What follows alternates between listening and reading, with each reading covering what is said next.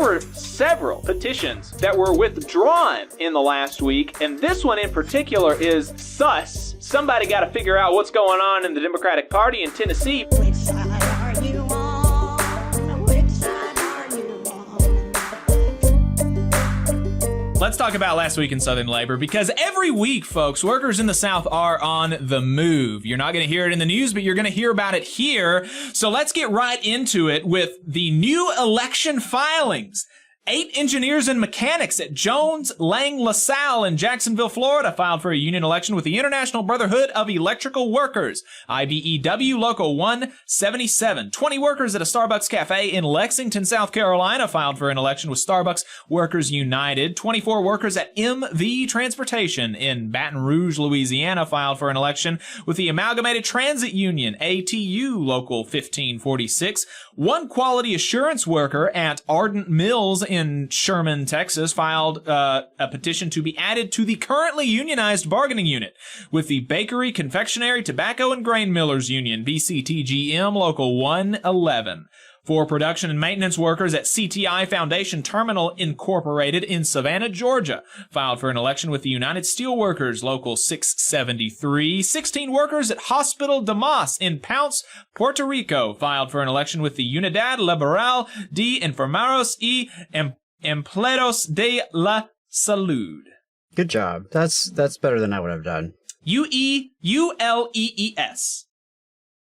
13 delivery drivers for Restaurant Technologies Incorporated in Dallas, Texas, filed for an election with the Brotherhood of Teamsters, Local 745. 21 workers at Blue Crew in New Orleans, Louisiana, doing mechanic work and more, filed for an election with Workers United. 22 workers at a Starbucks cafe in Greenville, South Carolina, filed for a union election with Starbucks Workers United. 16 workers at Primary Medical Group in Ponce, Puerto Rico, filed for a union election with the same union, ULEES. Staff, and here there were several petitions that were withdrawn in the last week, and this one in particular is sus. Somebody got to figure out what's going on in the Democratic Party in Tennessee, because last week, staff for the Tennessee Democratic Party withdrew their petition for union election with the IBEW. Interesting. Yeah. What the hell's going on in Tennessee? Some of y'all, I know that I've got some listeners that have connections with the Tennessee Democratic Party. Y'all got to figure out what's going on up there. Make sure there's not management shenanigans. Workers at Georgia Windstream in Dalton, Georgia, withdrew their petition for a union election. Workers at Amtech Controls Southeast in Pineville, North Carolina, withdrew their petition for a union election, as well as workers at Nestle in Hartwell, Georgia, and workers at Pruitt Health in Panama City, Florida. Ugh. Bad stuff, but we got a lot of union wins. People who have filed for union election, voted, and won last week, too, including 60 workers at South Kentucky Rural Electric Cooperative in Somerset, Kentucky, who voted to unionize 40-16 with the IBEW Local 2100. Nice. 5 workers, however, at Savannah Morning News in Savannah, Georgia, voted against unionization 0-3 with the News Guild CWA.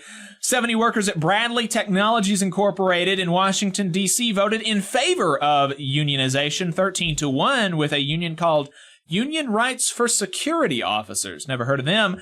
31 workers at Amentum Services Incorporated in Fort Johnson, formerly Fort Polk, Louisiana, voted in favor of unionization 20-1. Nice. With the International Association of Machinists and Aerospace Workers.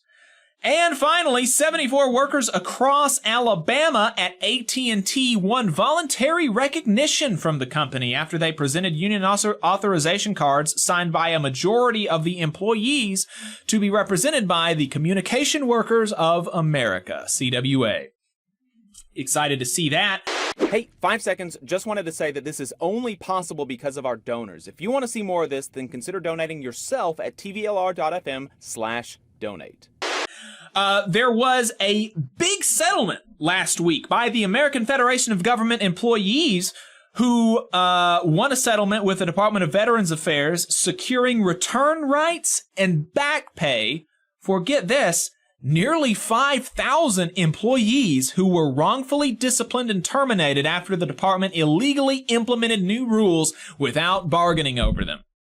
That's the power of a union, folks. 5,000 workers getting a check because their boss overstepped.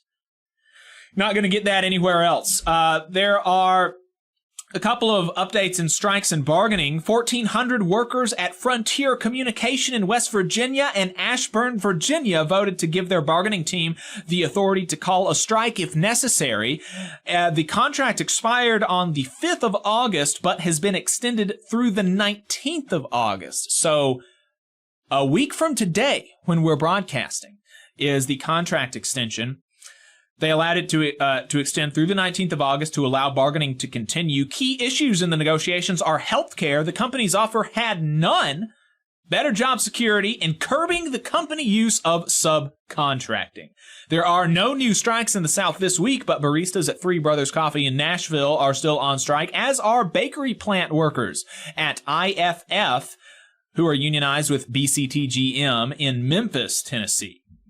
The UAW continues to put pressure on the big three automakers, with International President Shawn Fain making a show of throwing Stellantis' proposal in the literal trash and doing a live stream with U.S. Senator Bernie Sanders talking about the demands of the union and the working conditions of its members. The chief negotiator from Stellantis and its COO, Mark Stewart, has been away in his second home in Mexico for the last 2 weeks instead of attending bargaining, while sending letters to the UAW to, quote, focus on reality during their negotiations.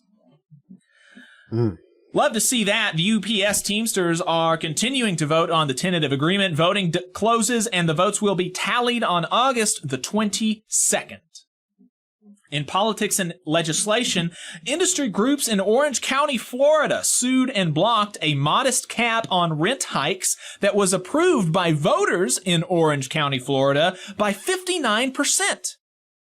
They did that in 2022, and today rent is up over 30% since 2020 in Orange County.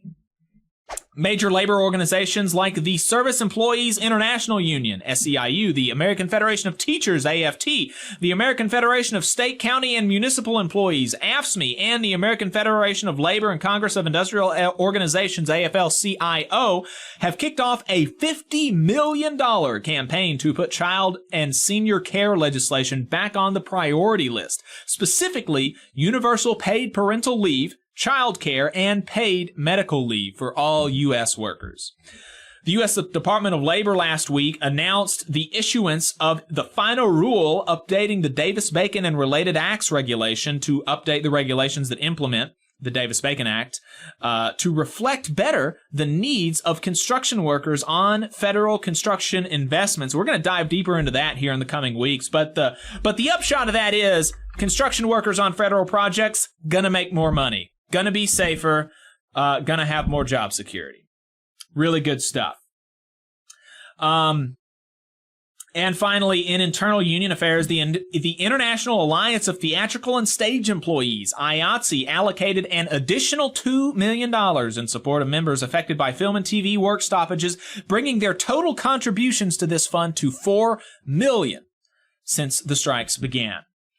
If we missed something going on in the South, let us know, folks. tvlr.fm/contact. If you've got a tip about a labor story that you think should be included in a roundup like this, send us a tip, and we will be sure to put it in.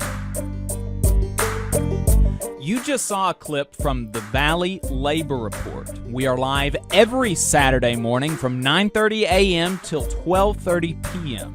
And we pride ourselves on keeping all of our content free to everybody so that we can talk to as many working folks as possible. If you support the work that we're doing, you think that it's important, you think that it's good, then consider making a monthly contribution to the project, and you can do that on our website, tvlr.fm.